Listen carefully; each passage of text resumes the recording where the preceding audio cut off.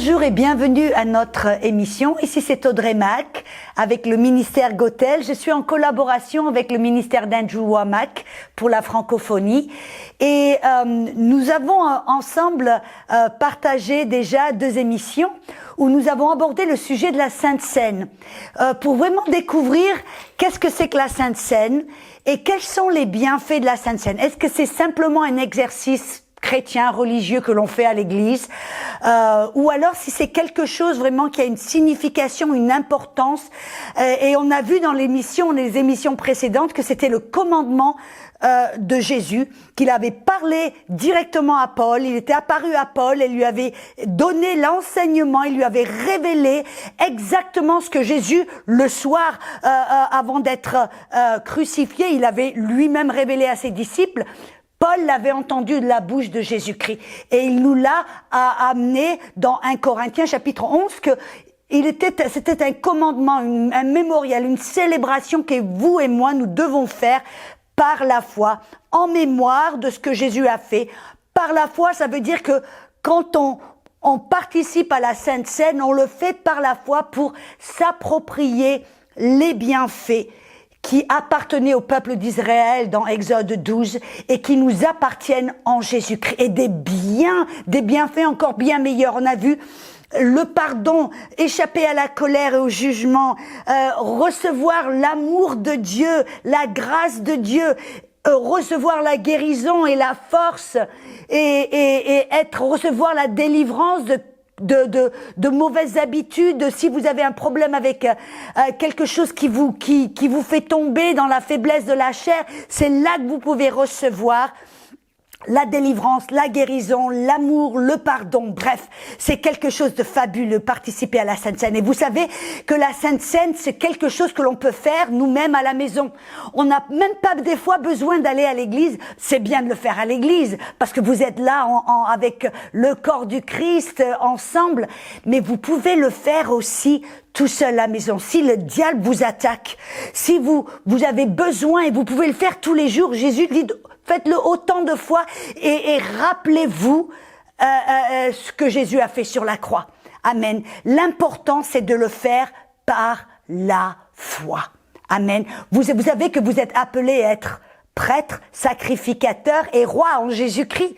Apocalypse 1:6. Donc vous êtes un sacrificateur en Jésus-Christ et vous avez le droit légal de faire la Sainte Seine. Amen.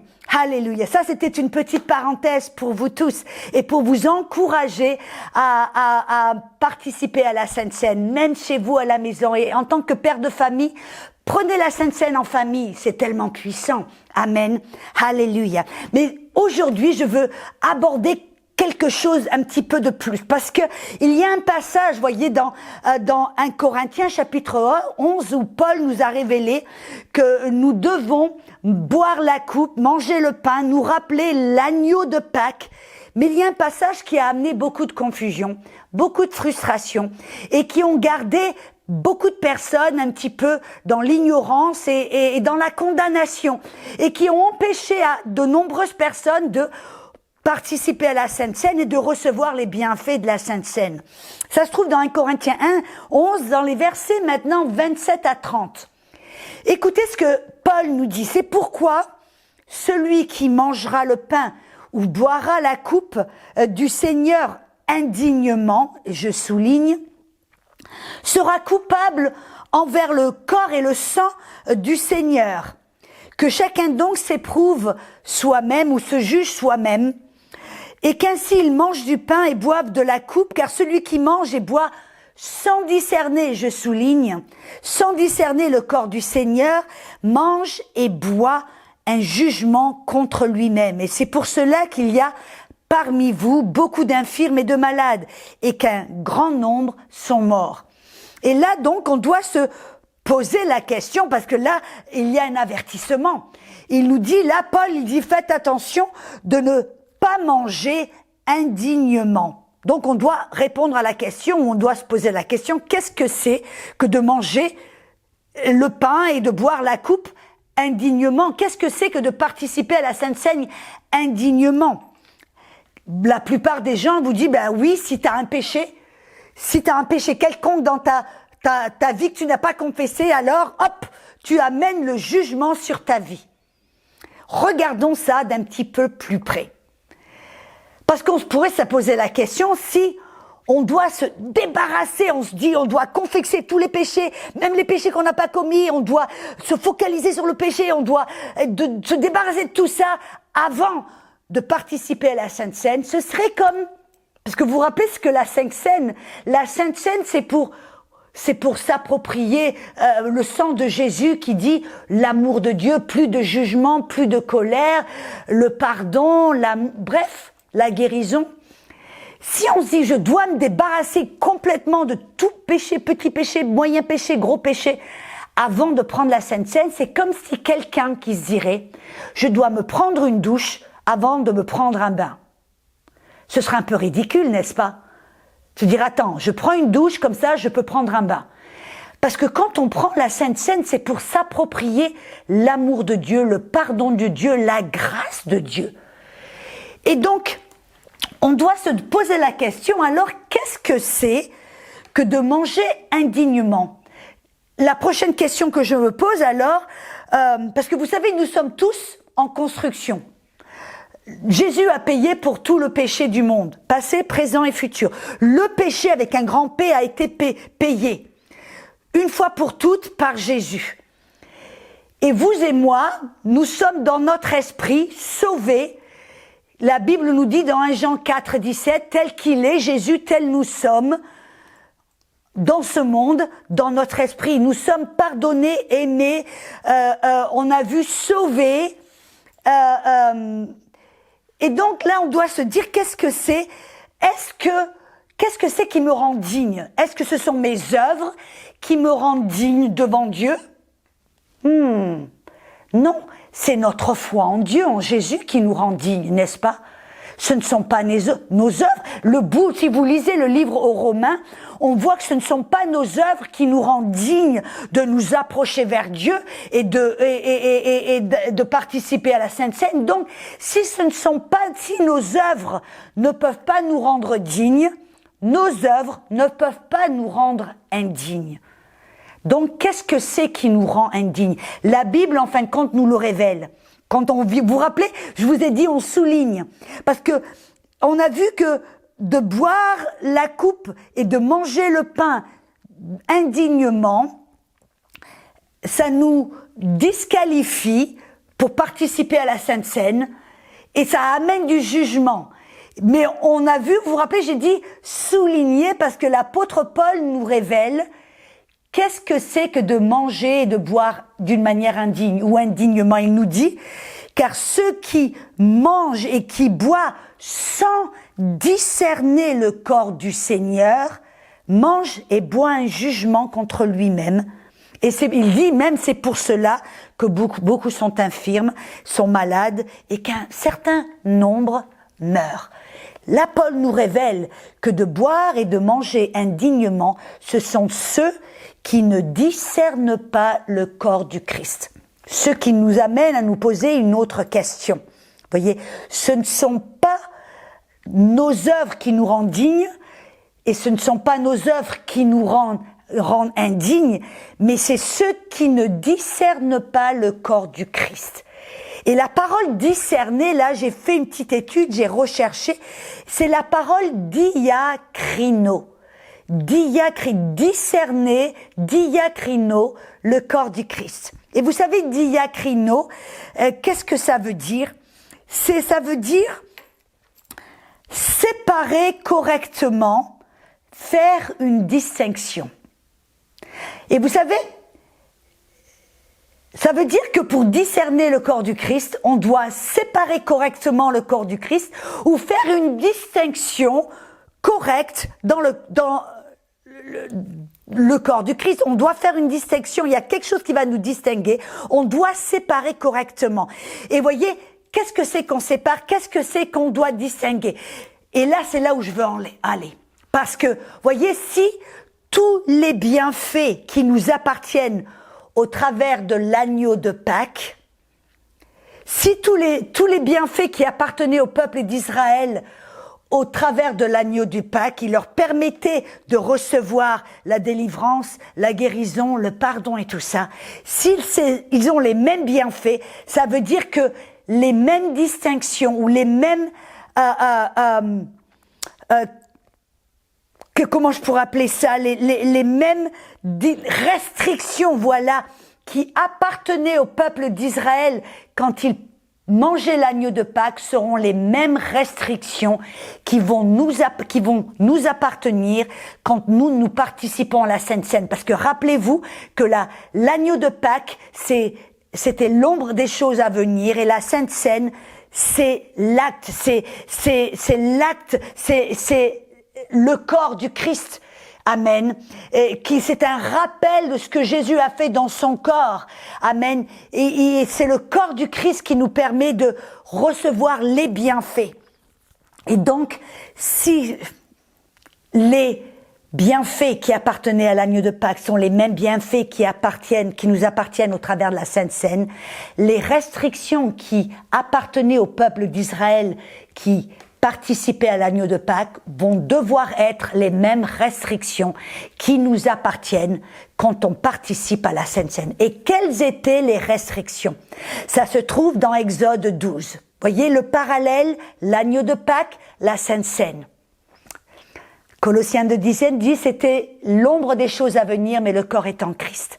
Donc examinons un petit peu quelles étaient les restrictions qui appartenait au peuple d'Israël. Parce que c'est ce que Paul nous a montré. On doit diacrino, le corps du Christ. On doit séparer. On doit faire une distinction. Et quelles étaient les distinctions quand le peuple d'Israël participait à l'agneau de Pâques? Ça se trouve dans Exode 12, dans le verset 15 à 20. Ils devaient enlever tout le levain de leur maison. Ils prenaient même une petite plume et ils cherchaient sous les tapis, dans les coins, partout ils recherchaient, ils devaient se débarrasser de tout levain, toute miette de levain, et il aurait été interdit de manger du pain avec du levain. Pendant le jour de l'agneau de Pâques et pendant une semaine, ils devaient manger du pain sans levain. Aucun levain.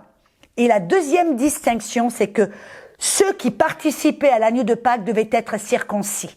Vous vous rappelez, c'est ce que Moïse a fait le 8e jour. Tout enfant, le 8e jour, devait être circoncis. Ça veut dire que c'est l'homme, les petits-enfants, les bébés devaient être circoncis. Tout. Et si quelqu'un n'était pas circoncis, il ne pouvait pas manger l'agneau de Pâques. Même la Bible nous montre que même un étranger qui voulait se lier avec le peuple d'Israël, s'il voulait venir avec eux et manger l'agneau de Pâques, ils devaient eux aussi être circoncis. Donc voilà les deux seules restrictions qui appartenaient au peuple d'Israël, qui participaient à l'agneau de Pâques. Et vous dites, mais qu'est-ce que ça a à voir avec moi? Ça a tout à voir avec nous. Qu'est-ce que ça veut dire pour nous? Ça veut dire, premièrement, que notre cœur doit être circoncis. Pour nous, la circoncision, vous vous rappelez, c'est que Paul a dit dans Romains 2, 29, il dit le juif, c'est celui qui est laid intérieurement, et la circoncision est celle du cœur, selon l'esprit et non selon la lettre. Qu'est-ce que Paul nous révèle? Que vous et moi, quand nous acceptons Jésus-Christ comme notre Sauveur et notre Seigneur, nous recevons la circoncision du cœur. D'un cœur qui était pécheur, rebelle, contre Dieu et né dans le péché, c'est devenu un cœur maintenant circoncis, un cœur qui est juste, qui est saint, qui veut plaire à Dieu. Romains 7, 22 nous dit un cœur qui prend plaisir à la loi et la volonté de Dieu. Voyez, maintenant, vous et moi, quand nous recevons Jésus-Christ, nous sommes circoncis dans notre cœur. Ça doit être la restriction numéro 1 pour quelqu'un qui peut participer à la Sainte Seine. Ça veut dire que vous devez être né de nouveau. Votre cœur a dû être circoncis. Si vous n'êtes pas né de nouveau, vous ne pouvez pas et vous ne devriez pas participer à la Sainte Seine. On a vu, c'est ce que Paul a dit, car celui qui participe à la Sainte Seine sans discerner, sans faire une distinction dans le corps du Christ, il amène du jugement sur lui-même. Que vous vous rappelez, dans l'Exode 12, le peuple d'Israël qui était dans la maison, qui était circoncis dans la maison, eux échappaient au jugement. Mais ceux qui étaient hors de la maison, qui n'étaient pas sous le sang de l'agneau, eux, quand l'ange de destruction, le destructeur, allait au travers du pays d'Égypte, ils amenaient la condamnation, ils amenaient le jugement, et tous les premiers-nés ont été trouvés morts cette nuit-là, parce qu'ils ont attiré le jugement sur eux-mêmes, parce qu'ils n'étaient pas sous le toit, dans la maison, sous le sang de l'agneau. Et donc la première distinction que l'on doit faire, c'est que l'on doit être né de nouveau. Vous savez, c'est pour cela que Paul, en fin de compte, il dit au peuple, parce que dans l'église primitive, c'est vrai qu'il y en avait beaucoup qui étaient là à l'église, et vous savez, vous pouvez être dans l'église, ça ne veut pas dire que vous êtes en Christ. Et aujourd'hui, c'est vrai qu'il y a beaucoup de personnes qui sont dans les églises, mais qui ne sont pas automatiquement nés de nouveau, qui ne sont pas circoncis dans leur cœur, qui ne sont pas de nouvelles créatures en Jésus-Christ. Et pour celles-là, Paul dit, faites une dissection, ne mangez pas, ne buvez pas d'une manière indigne, c'est-à-dire, vous n'êtes pas digne de participer à la Sainte Seine parce que vous n'avez pas été circoncis dans votre cœur. Alors pour ces personnes, faites attention, faites une dissection, avertissez en disant non, ne prends pas la Sainte Seine, car tu t'attireras le jugement, car tu n'es pas sous le sang de Jésus, tu ne fais pas partie de cette alliance de foi en Jésus-Christ. Oh, c'est tellement... J'espère que vous pouvez entendre et comprendre ce que je suis en train de dire. Amen. Alléluia. Et deuxièmement, la deuxième restriction, c'est que il devait éliminer tout le levain. Il devait se débarrasser de tout le levain. Il ne devait pas trouver une miette de levain. Et pour nous, qu'est-ce que ça veut dire? Se débarrasser du levain. Vous savez que la plupart des gens, ils se disent, le levain, c'est le péché. C'est pour ça qu'ils viennent à la conclusion, tu dois te débarrasser du péché avant de prendre la Sainte Seine. Regardons ce que la Bible nous dit. Qu'est-ce que c'est le levain? Qu'est-ce que Jésus, moi j'aime bien regarder dans le Nouveau Testament, qu'est-ce que Jésus nous révèle au sujet du levain? Vous savez qu'est-ce que Jésus nous dit dans Luc chapitre 12, verset 1? Il dit, avant tout, gardez-vous du levain des pharisiens qui est l'hypocrisie. Jésus nous révèle que le levain, ce n'est pas le péché, c'est le levain, c'est l'hypocrisie. L'hypocrisie, qu'est-ce que c'est? L'hypocrisie, ça vient d'une parole grecque, bon bref, je me rappelle même plus de la parole, mais bref, c'était un mot qui voulait dire jouer un rôle. C'était dans l'empire romain et grec, vous voyez, ils faisaient des pièces de théâtre, et pour jouer des rôles, ils se mettaient un masque. C'est quelqu'un qui portait un masque, qui jouait un rôle, qui prétendait être quelqu'un ou quelque chose qu'il n'était pas. Il jouait un rôle. En d'autres mots, Jésus nous dit, faites attention de ne pas jouer un rôle. Faites attention de ne pas jouer l'hypocrisie. Faites attention de ne pas prétendre être quelqu'un que vous n'êtes pas. Et donc, qu'est-ce que ça veut dire pour vous et moi? Ça veut dire de ne pas donner une fausse impression. Une impression différente de la vraie. Et j'aime bien ce que Paul nous révèle. Écoutez ce que Paul nous révèle au sujet de l'hypocrisie.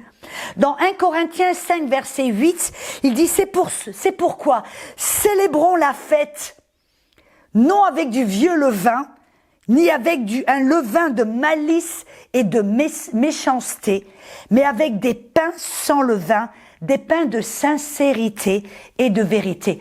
Quand vous regardez et écoutez ce que Jésus nous révèle et ce que Paul nous révèle, il nous révèle en fin de compte que le levain, c'est l'hypocrisie, c'est un cœur qui est rempli de fausseté, de mensonges, de déception, de rébellion. Parce que vous savez, dans cette nouvelle alliance en Christ, ce n'est pas nos actions que Dieu regarde, c'est notre cœur. Voyez, tout comme dans l'ancienne alliance, dans Exode 12, il devait se débarrasser de tout le vin afin de pouvoir manger l'agneau de Pâques. Et afin de pouvoir, il devait être circoncis. Et ça voulait dire quoi? Afin de pouvoir recevoir l'agneau, manger de l'agneau, il devait se débarrasser. C'était un symbole d'un cœur qui doit se débarrasser de toute fausseté, de toute malice, de toute méchanceté, de toute hypocrisie, de toute, voyez, très souvent je rencontre des personnes, et c'est parce que vous avez remarqué, Jésus ne s'est jamais mis en colère avec les pécheurs. Contre qui était-il en colère? Contre qui se levait-il? Contre ceux qui étaient remplis d'hypocrisie, de religiosité. Vous voyez, les pharisiens, ils faisaient tout bien, ils payaient la dîme au grain près, ils faisaient des longues prières, ils faisaient tout un tas de cérémonies, mais Jésus les accusait toujours d'avoir un cœur rempli d'hypocrisie, de malice, de méchanceté et de religiosité. En d'autres mots, pour vous et moi, qu'est-ce que ça veut dire? Ça veut dire que de la même manière que on doit, quand on prend la Sainte Seine, quand on s'approche de l'agneau de Dieu, on doit le faire tout d'abord en sachant qu'on reçoit, amen, qu'on le fait par la foi, parce qu'on est des enfants de Dieu, parce que notre cœur a été circoncis. Nous faisons partie de cette nouvelle alliance en Jésus-Christ. Nous faisons partie du corps du Christ. Mais ce que l'on fait quand on prend la Sainte Seine, on doit le faire non pas en hypocrisie, prétendant d'être parfait et en prétendant d'avoir, mais on doit être dans la sincérité, dans la vérité, dans l'honnêteté. C'est pour ça que Dieu a dit, même dans le livre de Jean, il dit que Dieu recherche ceux qui le louent, qui l'adorent en esprit et en vérité. Le levain dont on doit se débarrasser dans l'église, c'est l'hypocrisie. C'est prétendre d'avoir tout bien, tout parfait et de jouer un rôle. Non, non, non, on doit être né de nouveau et on doit être transparent. On doit être honnête. Vous avez un problème avec une addiction, avec quelque chose quelconque, allez vers Jésus, l'agneau de Pâques. Soyez transparent en disant, Seigneur, je sais pas, j'ai ce problème et j'arrive pas à le vaincre, aide-moi. Et c'est là, quand on prend la Sainte Seine, qu'on reçoit la grâce, on reçoit la puissance. Vous savez qu'est-ce que la Bible nous dit? Alléluia. La Bible nous dit, en fin de compte, je recherche le verset, ceux qui reçoivent l'abondance de la grâce et du don de la justice régneront-ils en vie par un seul Jésus-Christ. Quand on prend la Sainte Seine et qu'on s'approche de Dieu par la foi, en mettant notre foi dans ce qu'il a fait sur la croix, même si on est dans la faiblesse, même si on a besoin de vaincre quelque chose, que ce soit une maladie, que ce soit un péché quelconque, une addiction quelconque, on le fait dans la vérité, dans l'honnêteté, dans l'authenticité, pour recevoir cette grâce. Et on le fait dans la justice en disant que je suis en Jésus-Christ, je suis circoncis, je fais partie du corps du Christ, mais j'ai besoin de grâce, j'ai besoin d'aide, j'ai besoin de force. C'est pour ça que, voyez, dans Psaume 23, c'est les promesses de la nouvelle alliance. On voit que dans Psaume 23, verset 5, Dieu dit, tu me dresses devant moi une table en face de mes adversaires. Et tu oins d'huile ma tête. Vous voyez, quand on prend la Sainte Seine, c'est une table qui est là devant nous, en la présence de notre ennemi. Et c'est là qu'on peut vaincre notre ennemi. Amen. C'est là qu'on peut vaincre le péché. C'est là qu'on peut vaincre des mauvaises habitudes, des addictions, la maladie. Peu importe ce que c'est là qu'on peut trouver la grâce, la force, la puissance de vaincre nos ennemis. C'est devant cette table où Dieu a dressé devant nous une table. Il a dressé la grâce, il a dressé la puissance. Et là, on peut prendre le pain, on peut prendre la coupe en disant Dieu m'aime, il n'y a plus de condamnation, il n'y a plus de colère. Je viens par la foi pour recevoir ta grâce, recevoir ta puissance, pour vaincre mon ennemi. Alléluia. Je vais m'arrêter là parce que je n'ai plus de temps, mais je voudrais continuer, peut-être faire une autre session pour conclure là et pour vous montrer quelques exemples dans la Bible de personnes comme ça qui se sont approchées ou dans l'hypocrisie ou qui se sont approchées dans l'honnêteté et l'insincérité et qui ont reçu la grâce ou qui ont reçu le jugement. Donc je vous invite à revenir pour conclure notre émission sur comprendre la Sainte Seine.